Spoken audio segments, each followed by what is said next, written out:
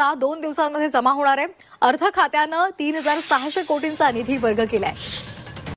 आम्ही सगळे पैसे ठेवले आहेत, तुझ्या लाडक्या बहिणींच्या खात्यामध्ये पैसे जाणार आहेत।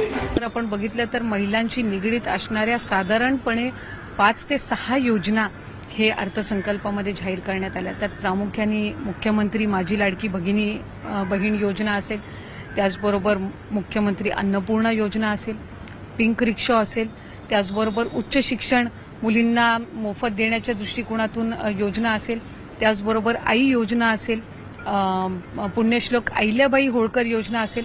त्यामुळे अतिशय सुंदर स्तुतीय आणि खऱ्या अर्थानं महिलांना सक्षम करण्याच्या दृष्टिकोनातून या योजना जाहीर झाल्या।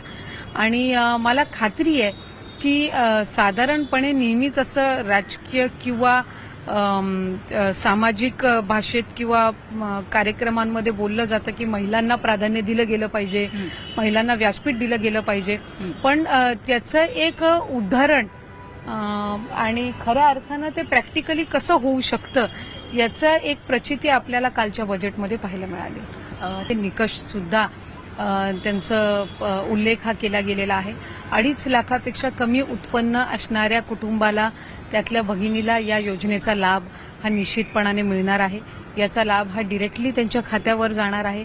याची लाभार्थी नोंदणीची जी प्रक्रिया आहे ती पहिल्या टप्प्यातली प्रक्रिया 1 जुलैपासून ते 15 जुलैपर्यंत असणार आहे।